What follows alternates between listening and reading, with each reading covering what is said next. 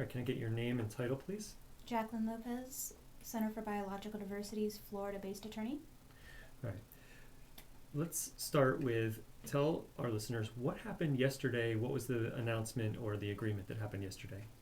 Yesterday, the National Marine Fisheries Service issued its draft recovery plan for 2 species of threatened coral, and these coral exist off the coast of Florida and throughout the Caribbean, and they are the elkhorn and staghorn coral. So these coral are massive branching coral that make up the foundation of our reef system. And they've been listed under the Endangered Species Act since 2006. And this recovery plan, which is actually still in its draft form, so the agency is accepting public comments to improve upon the draft, is the blueprint for bringing the species back from the brink of extinction and towards recovery. Our listeners might remember a recent story where 20 coral species, including some in Florida, were listed or proposed to be listed as threatened under the Endangered Species Act, but we're not talking about those. We're talking about 2 species, 2 really important species that were already listed as threatened several years ago, about 8 years ago, I guess. And so I just wanted to let people know that those we're talking about now 2 different things. And one of the problems with one of the ways that they're threatened is from carbon dioxide pollution, which is leading to climate change. How does that hurt these corals? Right, so the recovery plan identified several ways that we can start addressing the threats against coral. And you've mentioned the really big one, which is global warming. And for coral, this comes in 2 different ways. The 2 key things here are increasing ocean temperatures and ocean acidification. And so with increase in carbon dioxide leading to global warming, in the last century alone, we saw about a 1.3 degree Fahrenheit increase in global temperatures. It's predicted for this century that we're going to get about another 5.5 to 8.5 increase in these temperatures. That's significant for our oceans because they absorb about 90% of the Earth's heat.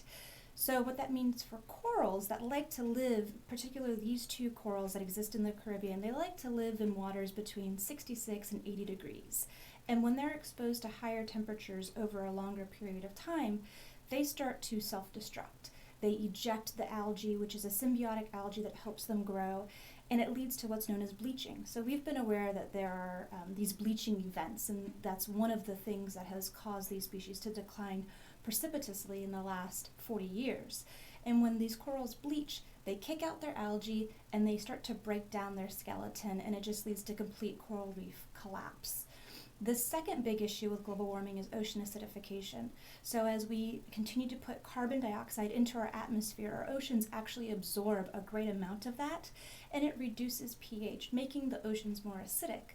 This is really important for coral because they're calcium builders. So the way that they get larger is by pulling calcium and making their skeletons larger.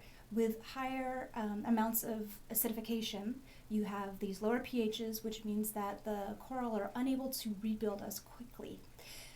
With the elkhorn and staghorn coral, the reasons that they are the anchors for our coral reefs is because they grow so quickly under natural conditions. They grow about 5 to 10 centimeters every year, and they really are the building blocks of our reef system. With ocean acidification, it retards their ability to grow, and when you have compounding factors of like local factors, for example, with sedimentation and runoff and beach renourishment impacts that inundate the coral, it impedes their ability to recover from these individual human-induced events. Before we move on from ocean acidification, I want to ask you about a comparison I've heard. Some people say that when there's a lot of carbon dioxide in the atmosphere and the oceans absorb it, it's almost like the oceans are turning into Coca-Cola or something. Why do they say that? Right, exactly. So it's the effect that having this increased acid has on these calcium bodies. And so it degrades the calcium that exists in the water, and it makes it more difficult for the coral to rebuild their skeletons.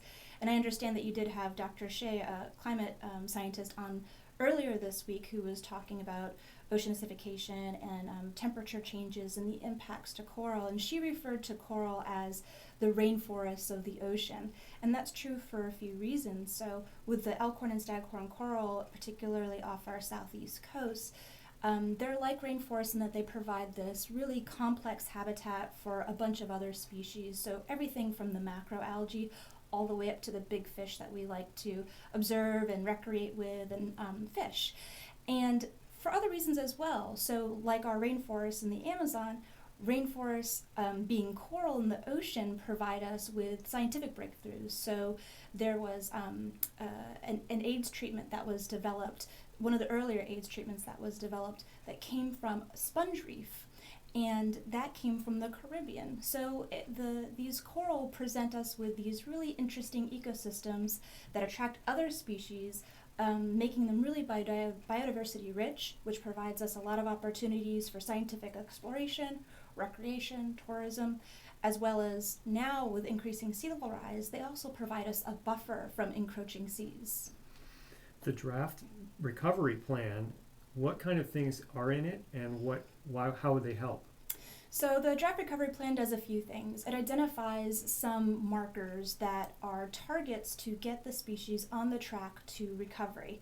Now the recovery time frame is really long term. It's hundreds of years to get these species back on track, recognizing that since the 1970s, we've seen a 97% decline in the populations worldwide of these two particular coral. So it's going to take a long time for us to get us back there. But what the recovery plan does is identify some benchmarkers, some targets, and some objectives without going into a lot of specific details, because it leaves those up to the different agencies that might be able to implement portions of the recovery plan.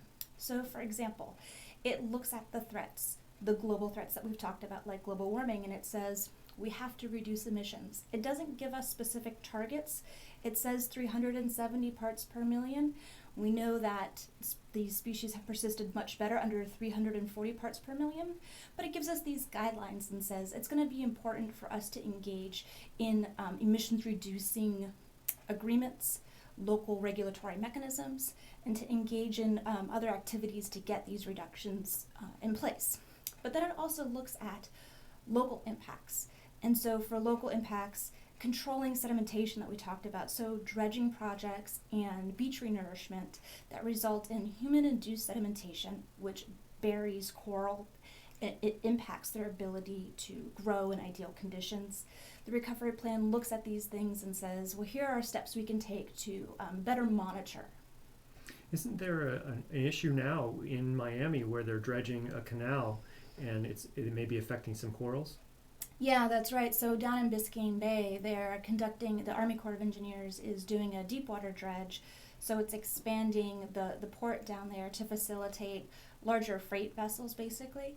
And so for the last 8 or so years, they've been looking at this project and trying to identify the impacts to coral.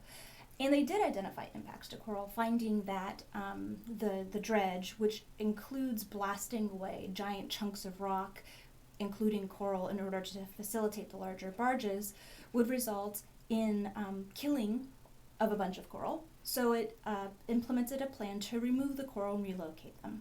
And coral do have the ability to relocate fairly well if done under the right conditions. The issue more recently that's been discovered is that there are more coral present in the area than were previously thought, and monitoring hasn't been as effective as it should have been to identify what's actually going on underwater. And so the Corps and the National Marine Fisheries Service are in the process of reevaluating what they need to do to make sure that the coral aren't going to be impacted as severely as they are currently.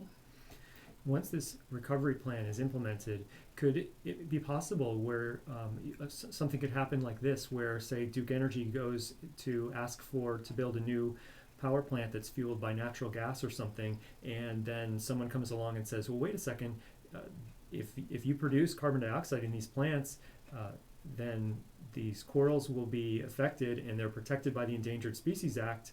You can't build this power plant. You have to go solar or wind or something. Is that something that could happen?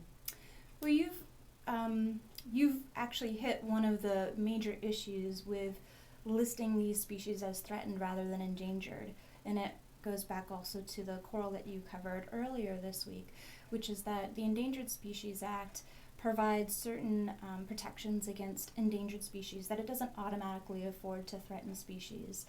And the executive agency here, the National Marine Fisheries Service, has by rule exempted certain activities from that prohibition. So greenhouse gas emissions, although they contribute to climate change and all of that chain of causation is well established and well understood, for a variety of reasons, including political and scientific, and the other ones I suppose the Fisheries Service would be able to answer themselves, coral aren't protected from those activities. So it would seem like that should be the way to get at this issue, but in the case of coral, the regulations just don't permit that. You touched on the political aspect of this. Recently, some scientists spoke with Governor Rick Scott, because I think that in their minds they felt that the state wasn't doing enough to consider climate change, carbon dioxide emissions. How will a plan affect it if there's not the political will to make changes in Florida, for example? Yeah, that's a really good point. So the recovery plan is just the blueprint. It sets targets and it lets the world at large know what needs to happen if we want to take this seriously. And I think that you're right, without the political will, the plan won't be implemented at a local level. And so that's where we, as the body capable of electing our officials, comes into play. So recognizing that in Florida, the coral, I won't say industry, but having coral in South Florida generates billions of dollars for our tourism industry between fishing and scuba. Over 60% of scuba activity occurs just in the Caribbean.